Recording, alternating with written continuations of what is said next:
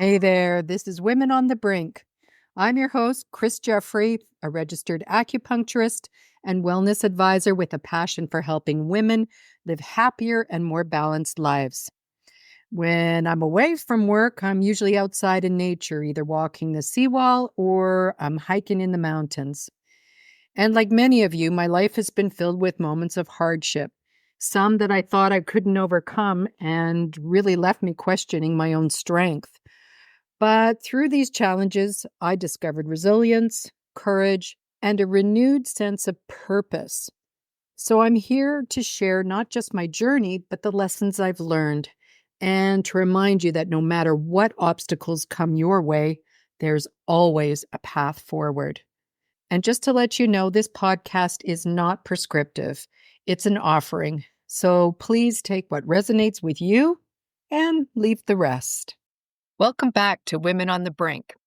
Today's guest is someone who wears many hats and somehow wears them all with wisdom and lots of heart. I'm thrilled to welcome Tannaz Hosseinpour, a registered psychotherapist and a certified life coach with a background in cognitive behavioral therapy and neurolinguistics. Her focus is on personal development and conscious manifestation, and she's going to provide us with insight and tips on building healthy platonic relationships, with your girlfriends and with your guy friends. And I think this is an area that could really be explored more fully so we all know how to be a better friend and also what to look for in solid friendships. So her work blends a lot of practical tools with a strong academic foundation. She studied family mediation and dispute resolution law and is currently completing her third postgraduate degree in counseling psychology. That's right, you heard me. Third degree. In 2017, she launched Minutes in Growth, and that's a platform dedicated to providing safe, uplifting spaces for people to explore self-care, spirituality, and emotional growth. So whether it's through blog posts, videos, or podcast episodes, her content is short, sweet, and packed with wisdom, perfect for those of us trying to grow in the middle of our busy, messy lives. Oh, yeah. Did I mention she's hosting a women's retreat in Tuscany this summer? Damn, I got to put that one on my manifestation list. So, whether you're craving more meaningful friendships, or you're curious about how to set better boundaries, or you're just looking for an honest, inspiring conversation today about connection and growth, you're in for a treat. So, let's dive in. Hey, Tannaz, welcome to Women on the Brink. Thank you so much for being here. Thank you for having me on, Chris. I'm excited to have this conversation together. Awesome. So I love that we're talking about platonic relationships because, again, there's no playbook out there to guide us through the, messy, beautiful, and sometimes really confusing terrain of these deep connections, without romance. And yet these types of relationships, I feel anyway, can be some of the most transformative and meaningful ones in our lives. Yeah, definitely. You're absolutely right. We do not have a roadmap for it. We're kind of just born into this world and sent to school and been like, okay, figure it out, make friends and Yeah. maintain those friendships. And then the style of our friendships change and evolves over the years when we're in university, when we're in the workforce, when we go into the next stage. So we really just are left out there to figure it out on our own. And if we haven't had healthy relationships modeled to us in our family of origin or environment, it can get really messy and it can lead to what I believe now is the loneliness epidemic that we're experiencing worldwide. Yeah. I think you and I talked about this briefly before. So I just want you to maybe elaborate on that loneliness epidemic we're faced with. Do you think social media has created this illusion of connection? But technically, we're more plugged in probably than ever, but so many of us still feel deeply lonely. Yeah.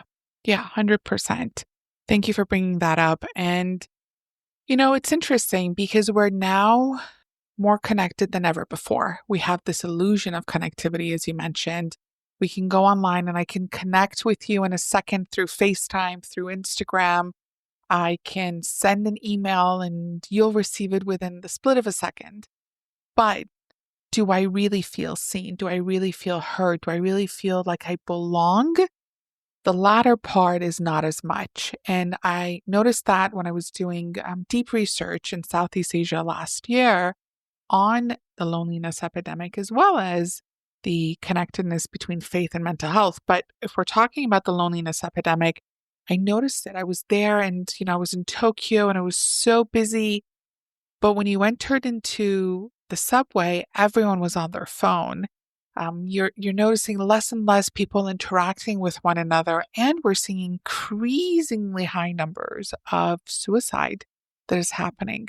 We're we're like acting as evidence of something needs to change, and we are traditionally tribal people. We were born into tribes. We thrive in supportive communities.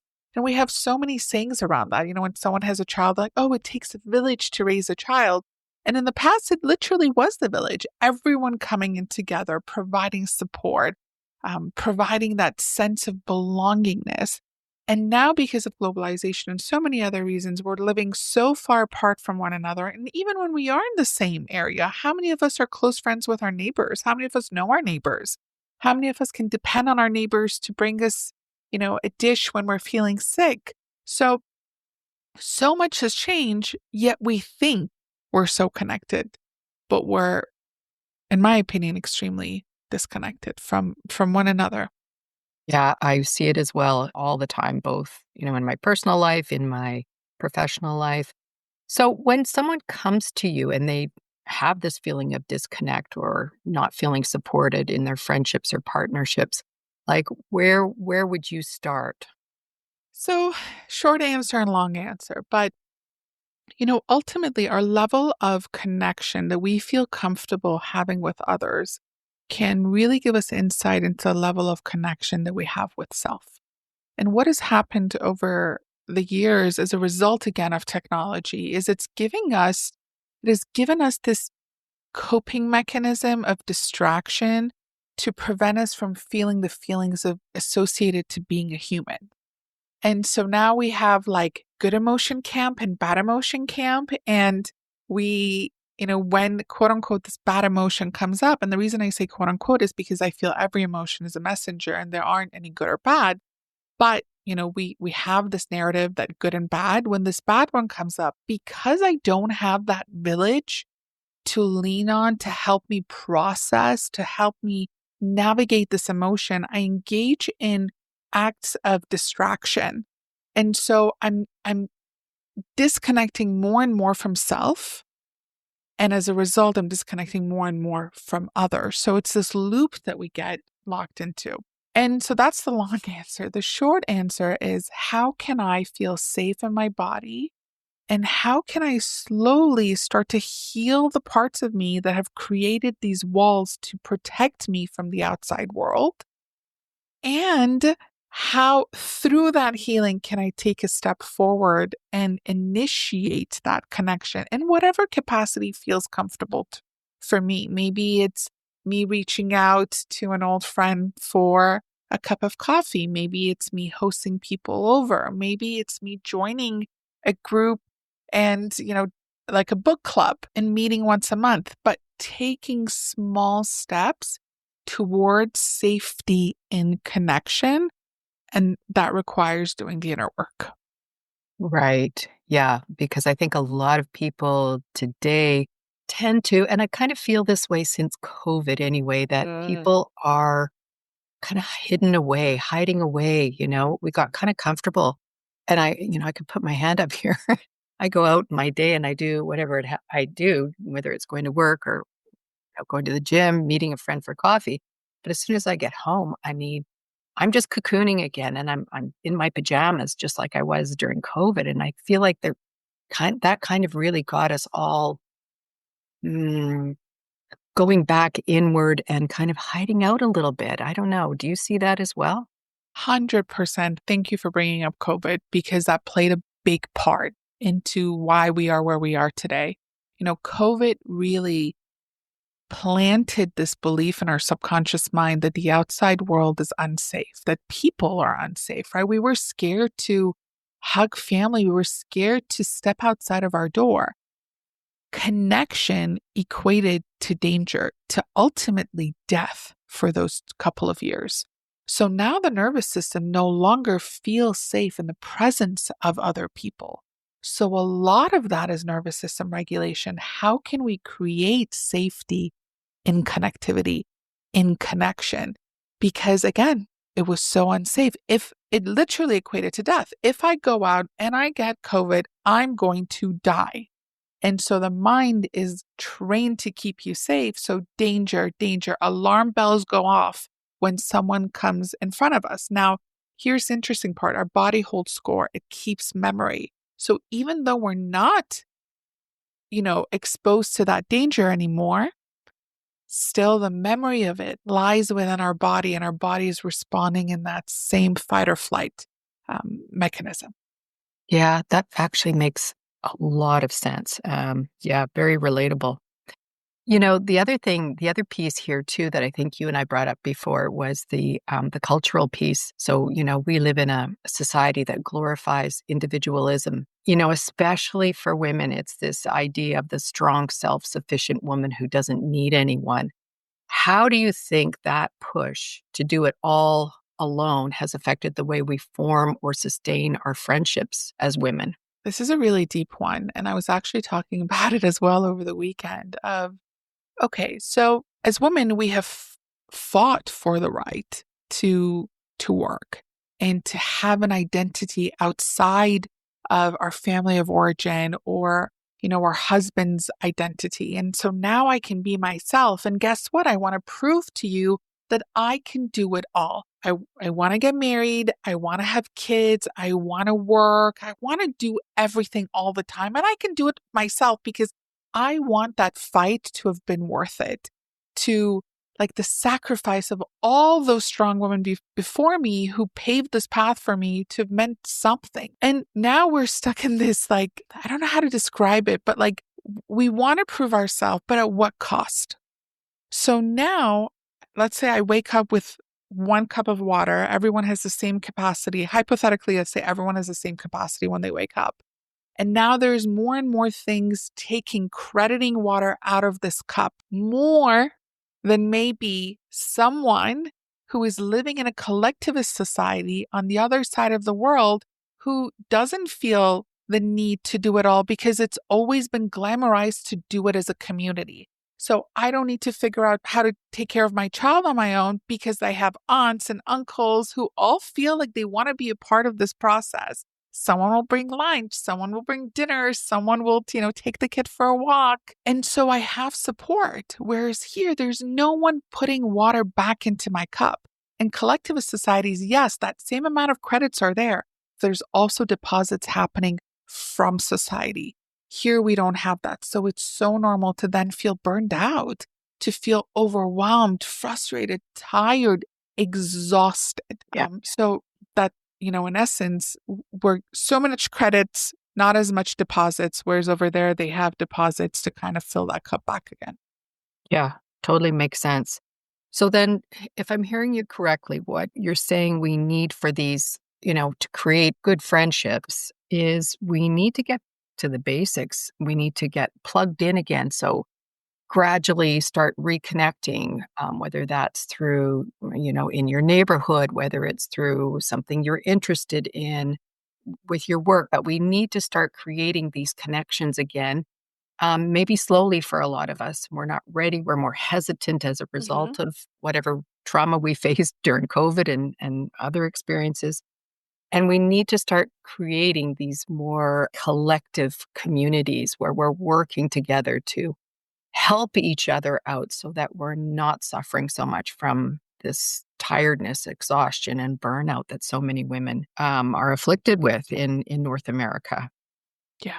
Yeah. The sense of ultimately what we want to do is enhance and cultivate the sense of belongingness, which is Yeah. so important for self identity, for self esteem, for self worth. Like, I belong, my presence matters.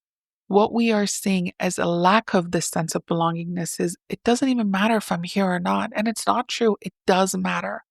but it's just been tainted over the years as a result of numerous things that you mentioned. That kind of brings me to the next point because over the years, women have become disconnected from one another, and we've been taught to compare, and there's a competitiveness amongst women. Maybe that started as a result of, we had to compete for the man, and we obviously have to compete for jobs and everything. But I think there was a very competitive nature set upon us way back when that we realize is not working for us, and it's really not in our nature. Because since I've shifted my own mindset, one thing I really note is that now what I do when I see a woman, I get a feeling when a woman is in pain. And it might not be something she says or anything like that, but you get a sense and you just feel like you want it. What I feel now is like, I just want to give this woman a hug. And I don't want to criticize. I don't want to judge. I don't want to compare anymore. And I feel like there is kind of a shift going on within our society that women don't want to be like that anymore. We don't want to compare and compete, even though we see so much of it on social media and television. I don't think that is what sustains us. Yeah, yeah. We need more collaboration and celebration, I think is what I'm saying, right? And do you think there is a movement towards that? Is there a shift? 100%. I sense it too. And I think it has a lot to do, two-part answer. I think one part of it is the yin and the yang within us, the masculine, the feminine energy that exists within all of us. It has nothing to do with gender. But the yang energy, the masculine energy, is a lot about competition and hustling and thriving and discipline.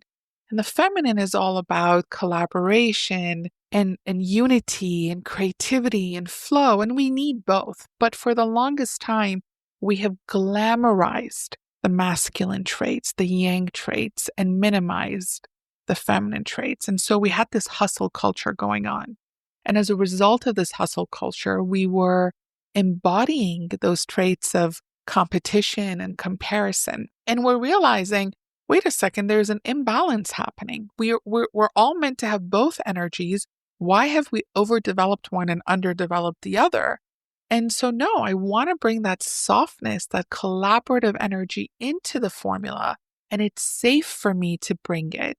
So now, like some people call it like soft girl energy, but it really is this energy of there's more than one seat at the table. And me having a piece of the pie doesn't take away yours. And I think a lot of that also had to do with all of these motivational talks that we're seeing a lot on manifestation. I think just having manifestation enter into the narrative over the past, I would say, 3 decades has contributed a lot to it because now we're entertaining this abundant narrative of there is an abundance of abundance. And we're walking away from that scarcity mindset, which is the second portion of my response, is we have internalized scarcity. So if you have it, it means I can have it. And I'm going to panic because guess what? Our brain is created for survival. If I see you having it as putting my ability to live life and survive in jeopardy, then I'm going to be in competition with you. I'm fighting over it with you. But if I now know that you having a pie doesn't mean that I don't get to have it, I get to have a pie too, then it doesn't bother me if you have it. In fact, let's collaborate and have the pie, have our individual pies together because there's again an abundance of abundance. So all of this is playing a role into it. And also a lot of past conditional worth narratives is also shifting. So in the past, it's, I'm only worthy if I look a certain way. And we still see it with the beauty industry trying its best to push that narrative. But we're seeing a shift. Now we're finally talking about, my body's not up for judgment. We're more conscious of not passing comments when we see someone's body, or, we're seeing now Hollywood take this like, okay, no makeup look that they're going for. So now that conditional worth is slowly leaving the narrative. And as a result, again, we're really starting to believe and embody that your light doesn't dim mine. And in fact, I always tell my clients this, and I've mentioned it in my upcoming book, The Shift, which is when someone gets something that I want, it's just proof that it's possible, that I can have Yeah. it too. So what a blessing that you get to have it. It means I'm next. Yeah. I love that take on it. I love the fact that you brought abundance into it.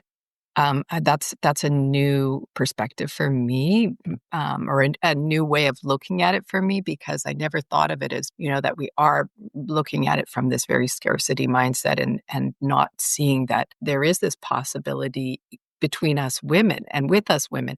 I'm experiencing that more and more. The more I collaborate with women, the more I really feel like I'm growing. I can see new possibilities. I feel more creative and alive and full of vitality as I make these connections. And it's very, very affirming of my femininity. Mhm. And for me, as an older, maturing woman, I feel that I don't feel that ageism anymore, because I have friends of women who are all different ages. And so I feel like we are really moving into this new way of being, where we're getting rid of this objectification mindset and more looking deeper. We're not on the surface anymore. We're looking much deeper within ourselves and into each other for these friendships that, getting back to creating platonic friendships. These are the things that we're looking for in each other, isn't it? I mean, really, to create something that's meaningful and going to last. Yeah. So beautiful. I love that. You're absolutely right. So, what are some signs that a friendship is flourishing? And maybe what are the red flags that it's not doing so well? Maybe it's depleting. Good question. Because again, if we haven't had healthy friendships modeled to us, we might not know. And we might just pick up on it on, what we see in media. So the depictions in TV shows and movies. And again, we don't have the awareness of, is this healthy or is this not? So let's look at the green flags in a friendship. So do I feel seen in this friendship? Do I feel seen as I am? Do I feel accepted? Do I feel understood, heard, valued, appreciated? Is there a reciprocal energy in place? Now, this doesn't mean 50-50, because everyone's capacity is different. I am a big hoster. I host in my house almost multiple times a month, and I have the capacity for it. For me, hosting is easy, right? For someone else, it might be such a challenge for them to do it. So I might host 10 times, they might host once. That's fine. But that there's that reciprocity that is there. And I think it's so important to have that, because otherwise you'll feel like you're giving and not receiving. And that balance, again, that yin and that yang, that giving and that receiving is lacking, which can lead to resentment, which can lead to frustration, which can then break the relationship apart, because I'm like, I'm always giving to you and you don't appreciate me. So reciprocity has to be there. This sense of I am more self aware, I am more self connected, I am more in touch with myself and my growth as a result of this friendship. And the reason I bring this up is because sometimes people think, healthy friendships don't need to have challenges, or that they don't need to have conflict. No, but they take that conflict and they use it as a medium for deeper connection, medium for deeper understanding of the other person and of self. So I feel seen, I feel heard, I feel understood, I feel like it's giving me space to be better and become better.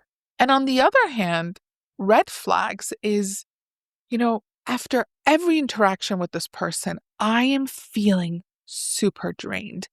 I am feeling like I am the recipient of constant passive aggressive comments, consistent guilt tripping. And I'm like walking on eggshells to avoid conflict, because conflict is so messy in this friendship, and it's scary, and there's no space for different beliefs and different experiences of reality. It's either my way or the highway. I mean, their way or the highway. Or I'm scared to share my wins with them. I'm worried it's going to be minimized. I'm worried it's going to be ignored. So there's not room for celebration. There's no room for Such a exactly as good you mentioned, point. that success of, oh, yes, like we're not each other's cheerleaders. We're like competing with each other. And there's already Yeah. so much competition in the world. We don't need that in our friendships, too. And, there's repeated boundary violation. The reason I say repeated is because, listen, boundaries is a relatively new concept that we are entertaining in our lives. I'm not saying it wasn't there in the past, but it's now become more normalized to talk about it. And it might take more than once for us to have to express our boundary to someone before it actually clicks for them. So the reason I'm saying repeated is like you've said something to someone 20 times and they're still invalidating you and they're still crossing it and you don't see effort in them trying to shift that. So as long as we see a little bit of effort, we see, okay, like it's getting better and like they're really trying. And again, it takes time and repetition for new neural pathways to grow. So repeated boundary violations, repeated invalidation, and just they're pulling you into emotional chaos all the time. And I'm going to say all the time because, again, human beings, we go through ups and downs. And sometimes I feel so dysregulated. And it'll happen like maybe 1 out of 20 interactions. I'll call my best friend and I'll say, I'll even trauma dump and she gets pulled into my emotional chaos. But if we put it on a scale, it's like 1 to 10, 1 to 20, 1 to 30. It's more positive than negative. And we have this magic ratio in relationships too. It's by the Gottman Institute. And the magic ratio is 5 to 1, meaning for every one negative interaction, there needs to be 5 positive ones for a relationship to feel healthy. So take that same magic ratio and apply it to friendship too. Is the magic ratio present? I wasn't aware of that. That's really, really interesting. I want to get back to this because what you've just said to me really, really speaks to me because I feel that because I didn't have the feeling of being seen, heard, and validated as a child. And I would say, there were a lot of boundaries that were violated. I just thought that was my normal. And I think this is what happens is whatever we grew up with, this becomes our normal world. And it's taken me, I mean, I'm in my 60s now. It's taken me a long time to unravel that and realize that's not normal for everybody. And what had happened as a result of those things, because I'd say those are my biggest issues. I would have to say that going forward in my life into my adolescence and then as a young woman and even into my middle years to some degree, I would say that I was unconsciously getting involved in relationships, both, platonic and romantic, where I wasn't being seen, heard, validated, and the boundaries were not respected. And it's only been in the last 10 years, I'd say, that I really am very much more aware. As you said, you need to have that self-awareness. So I think, like, in your opinion, is it really important that we do this inner work to create this awareness and this relationship with self first before we can go out there in the world and expect to have these great relationships with other people? I mean, listen, yes and no. And I'll explain why. Yes, because that awareness needs to be there. But we hurt in relationships, but we also heal in them. So Frank Anderson who does a lot of trauma informed work, says trauma blocks love, love heals trauma. So safe relationships are the best mediums for healing. So we can't heal in isolation, but isolation and doing the inner work can give us access to that self-awareness that shift needs to happen. So that is super important because with that self-awareness, we can realize, wait a second, my body, exactly as you said, has familiarized emotional instability, has familiarized trauma bonding, lack of boundaries. And we tend to choose familiar chaos over unfamiliar peace. So that self-awareness, that comes from inner work. That comes from doing the inner work and realizing it. Okay, so now how can I familiarize myself with healthy dynamics? That's when we now lean into safe, healthy relationships that feel boring. So that's the sign. When anyone that I work with comes and goes like, "Oh my God, this is the most boring friendship or the most boring date or the most boring relationship." Like, that's really great. Tell me more about boring. Tell me more That's about so boring. interesting. Wow. I hope everybody's listening to this. That's juicy. Yeah, because for the nervous system, that is unfamiliar. For the nervous system, it might not be used to peace and safety, but boring can actually most of the times represent security, a secure attachment. So we really need to be very curious. Curiosity is the number one trait and skill I want everyone to enhance and cultivate. Because if we can go within and be non-judgmental with self and be like, ooh, and let me notice how my body is when I'm with this person. Is my breath getting shallow? Am I feeling tension in my chest? Because the body gives us so many clues.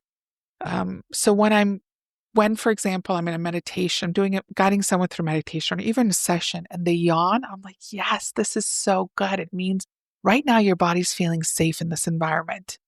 Good. Let's do more of that. Let's regulate the nervous system to familiarize itself with this. Can I ask you a question there though?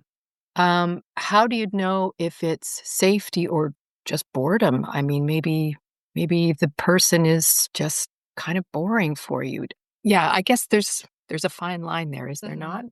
Yes, 100%. But listen, if, for example, let's take this into a relationship or even friendship, it doesn't really matter, platonic or romantic.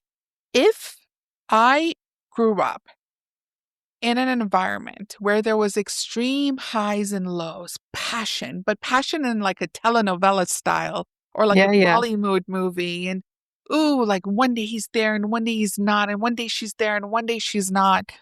I am going to wire activation with connection, right? So when there's this internal activation happening, I have now created a formula. This means there's chemistry between us. This means we're connected with one another. So that rush of urgency, anxiety, high stimulation, it's exciting, but it doesn't necessarily mean it's healthy. So now Right. I'm sitting with someone who is super regulated, who's grounded, they're consistent, there's no highs or lows. And sometimes in the dating world, my clients will come and be like, oh my God, there's no passion, Taz, there's no chemistry. I'm like, but what is chemistry? What is passion? Is it a Bollywood movie or can consistent love be passion? Can consistency be passion? So it really is the definitions that we have given it based on our past experiences. Ah, that's so important. So, so true. I'm learning a lot here today. It's things I think I'm aware of, but it hasn't been said out loud. So, this is why this is so important. So, let's say, I'm a healthy person. I'm in a healthy friendship relationship with my girlfriends. I mean, even the good friendships can hit bumps from time to time. So, like, what are some healthy ways to handle conflict? And maybe if trust is broken or your feelings are hurt, how can you repair that? I love that because if I work with a couple, and again, everything can be applied to platonic relationships, and they say we never fight, it's not a good sign. It means someone's self abandoning at some point in that relationship. But if they come to me and say we fight, but we want to know how to fight fair, that is like the golden standard of how can we learn how to fight fair in a friendship, in a dynamic, even with our coworkers. So what does fighting fair mean? Fighting fair means there is space for both of us to express our truth, have that truth validated, heard, understood. We don't have to agree with it, but we can understand something. We can validate something. And people oftentimes think validating and understanding means agreeing. We can disagree. That's fine. I don't need to agree with you to validate that experience. In this moment, that experience feels real for you. I want to see that for you. So I can understand how that would feel that way. I can understand how that experience is coming up for you. And I want you to feel seen. I want you to feel heard. I want you to feel understood. So what are some practical ways is when there is a problem, we want the problem to remain the problem. We don't want the person's character to now become the problem. So if we're friends and you're showing up to, girls' night late, like 15 minutes late, the problem is you showing up late. It's the delay. So, how can I communicate that to you in a non critical way? So, instead of saying, oh my God, Chris, you're so selfish, right? Which is now I'm attacking your character. I'm going to say, hey, when we have plans and you show up late, I feel really hurt. It's important for me that we figure out a way that we can both be punctual, that you can be punctual, or that maybe we can, change if there's traffic, getting curious. If there's traffic, let's adjust and do this and that. So we're finding a solution together.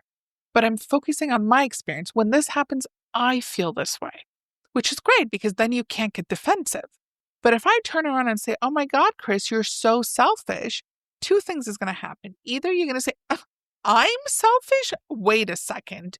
You don't know about yourself, so you're going to criticize me back, or you're going to go into defensive mode, which is, oh my God. So when we're defensive, like, oh my God, it was so much traffic. It's such a hard day. You don't understand what I went through and this and that. And you're over explaining, or you're even going into victimhood, this martyr mode. Does that fix my problem? No, I'm going to feel more frustrated because my concern was not validated. But if you go ahead and if I say, oh my God, when you show up late, and you don't let me know, I feel so hurt. I need us to be more punctual. And you say, my God, Tannaz, yeah, I can understand how that can be hurtful. I take accountability. Sure, I'll work on that. There we go. Now we've used that conflict as a medium for connection. So criticism and defensiveness are so important to become aware of and to learn how to navigate that. Another one is when we're feeling dysregulated. So when we're in conflict, when we are stressed, the prefrontal cortex, which is the part of our brain that is responsible for rational thinking and problem solving, goes offline. And the amygdala, which is the fear center, takes over. So when we are in that state of dysregulation, us talking about it really isn't serving anyone because I'm not even understanding what you're saying. I'm now in survival mode. So the ability to take time out, if we can master the art of pausing, half the problems in the world will disappear, in my opinion, because we're allowing the nervous system to regulate itself so that the prefrontal cortex can go back online and do its job of rational thinking and problem solving. So if I'm in a conflict with my best friend and I notice myself getting dysregulated, so my heart rate is going up, I'm starting to sweat, I might talk faster, my pupils are getting dilated. Hey, I feel like I'm getting really heated. Can we take a time out? I'll call you later. Go for a walk. Take a shower, have a glass of water, rub ice cubes on your wrist or at the back of your neck. Do these little practices that can bring a sense of regulation back for you. And we're seeing that, with research, we need a minimum of 20 minutes to process that emotional flooding that's happening. And then coming back to the conversation, hey, can we try this again? I noticed I was defensive. Can we do it again? Let's back it up a little bit. So you've got this friend that shows up late, and you've said, this is the way it makes me feel. I'm hurt, or, it feels disrespectful that you're not even sending me a text to say, hey, I'm going to be 15 minutes late. What happens if that becomes a pattern and this boundary is crossed then? I mean, you love the character. You think your friend's got a lot of great personality traits. But if this boundary is constantly, because there are people who are known to be, consistently late, how then do you address that if that boundary is always being crossed? Right. So we're always responding in regard to the feedback that we're getting. So let's say you're absolutely right. 5 times I've said that, they consistently show up 15 minutes late. They don't send me that text message. And, the sixth time I sit with myself and I say, okay, how can I protect myself in this friendship? And maybe that is, hey, you don't wait that 15 minutes anymore. After 5, you get up and you leave and you say, hey, listen, I want us to have a really great friendship, but if, the delay is more than 5 minutes, I'm going to just have to excuse myself and go home. And what that does, it sends feedback to the other person that if I continue to act this way, I'm going to lose them. Now they have a choice. Either they put in that effort to make that change, or they don't, which then either way kind of shows the level of commitment in that friendship, or it changes the dynamic of the friendship. So now I know this is not a friend that we should go out that involves time in that dynamic. And here I want to introduce, I know we're getting towards the end of the session, but I want to introduce the 6 intimacy tanks because I think it's so important. Yeah, for sure. Yeah. So when we think of intimacy, we think sexual, physical. I want to expand that definition and I want to add 4 more categories: intellectual, emotional, spiritual, experiential. Emotional intimacy is, do I feel safe with this person expressing my truth without fear of judgment or fear of criticism? Spiritual is, can I talk about this? Can I engage in spirituality and religion, but also beliefs and values with this person? Experiential is, can I create experiences with this person? Can we, engaging in hobbies, checking out restaurants, traveling? And last one is intellectual, which is intellectual stimulation. Then we have sexual and we have physical. Physical is non-sexual touch. So in a Platonic friendship, we really have 5 categories that are playing a role. If we remove the sexual, there's 5 categories. I'm not talking about friends with benefits. I'm talking about purely Platonic friendships. So those 5 are there. If I'm noticing that this friend is fulfilling the emotional and the experiential for me. So when we get together for dinner, it's a safe space for me to express my truth and her to express her truth without judgment. There's so much acceptance. Maybe then that dynamic shifting is, this person will no longer fill my experiential of going to restaurants together. And then emotional will be there. And maybe that's going to look on us talking on the phone together and doing that. That was something that happened with me and one of my best friends, not in terms of being delayed, but we lived in 2 different countries and we would always travel together because we were single. And now fast forward, we're married and she's, pregnant and all these great stuff. And she just can't fill my experiential tank anymore. And so our emotional is now mostly on the phone. And, dynamics shift. But we really need to be honest with ourselves. Which one of our tanks is this person filling? Which one of their tanks am I filling? And, with the changes in dynamics, maybe those tanks will shift as well. And, that kind of brings me on to the next thing, was the platonic relationships between the genders. And so I think I mentioned to you that this has caused so much confusion and a little bit, there's assumptions around these male-female platonic bonds. Like, how do we, because I've just never been able to maintain one. It seems that, it always wants to turn into something more romantic, even though that's not my intention. I don't want it, but I just get the feeling that that's where this is starting to head. And it just seems like, to me, such a shame. And I talk to younger people, and I don't think the younger people have as much of a problem as maybe people who are a little bit older. What's your experience with this? Yeah, that makes sense. And it's because, intimacy, again, that level of connection was reserved for sexual intimacy in the past. And now we're seeing that definition expand. So, I can be really intimate with someone of the opposite sex emotionally, intellectually. It doesn't need to be sexual, because that, again, that definition of intimacy has expanded. And so, culture plays a role into this. Definitions, like, we've started to connect sexual intimacy or even connection with desire, with even possessiveness, right? So so it's really going inwards and asking ourselves, what are the stories that we've internalized for both parties? Like, what does it mean to be close to someone? What does it mean to be close to someone without owning them, without like possessing them? Can you receive love without it being romantic? A lot of like Socratic questioning, we call it, like really sitting and asking these open-ended questions to stretch into a more expansive definition of human connection. And to do that, clarity and communication are so important. So respect over assumption, curiosity over assumption, constantly checking in. Like, do we both feel emotionally safe in this friendship? Is this still feeling good and balanced? So regularly checking in with self, with others, having boundaries around emotional responsibility. And again, checking in with like chemistry, the definition of chemistry that we have. And we had a different definition of chemistry in the past than we have now.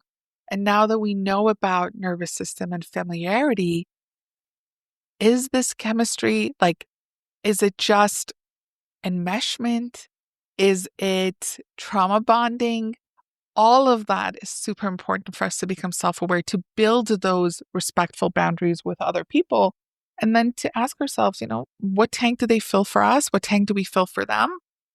Does this feel comfortable? Does this feel safe? Constantly checking in. We don't want to make assumptions about the other person, about us, and pivoting and navigating day by day. Yeah, I think you're right. It's not making assumptions and just trying to assess the situation and then check in with one another on a regular basis, see where we stand. Yeah, definitely. So before we go, I've created this quick round, and it's Tannaz's Platonic friendship wisdom. So I'm going to give you 4 questions and just tell me what first comes to mind for you. Sure. Okay. So here's the first one. One friendship green flag. Reciprocity. Something you used to do in a friendship that you've outgrown. Not feeling safe to share and like being comfortable with sharing and taking space. Your favorite friendship ritual. I have so many. But oh, I don't know if it's a ritual, but I really have loved using this sentence. Like, are you looking for advice or are you just venting? Nice. I like that. Because, yeah, sometimes people don't want to be fixed. One sentence that can transform a friendship. Oh, I wish I used this last one for this one. Of are you looking to vent or are you looking? Yeah, fair enough. Fair. Okay. That's awesome.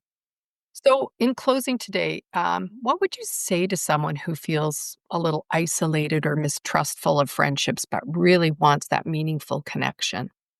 As cliche as it sounds, it's possible to have these connections. Surround yourself with evidence of what is possible. And if that means watching TV shows and movies that reaffirm this narrative, if that's where you got to start, then start there. And slowly, through confirmation bias and these new beliefs that are being planted in your subconscious mind, you will start to notice more signs of that in your real life. And really having a safe space, therapeutic space to go inward and to heal those wounded parts that don't feel safe in connectivity can be a game changer. So I would say find evidence and find someone that you feel comfortable and safe with to navigate it without judgment. Love that. That's really good. So, Tannaz, where can people connect with you? Where's the best place for them to find you? Thank you for asking. So I'm on all platforms, minutesongrowth.com. So minutes and then ongrowth.com. My website, I have a lot of resources there, free and paid, from, free meditations that I'm constantly adding to the library, to masterclasses on proactive communication, on emotional intimacy. You can work one-on-one on all social media platforms. I'm Minutes on Growth. I love to create content. I have a teacher archetype, so it makes it so much joy for me to simplify different concepts.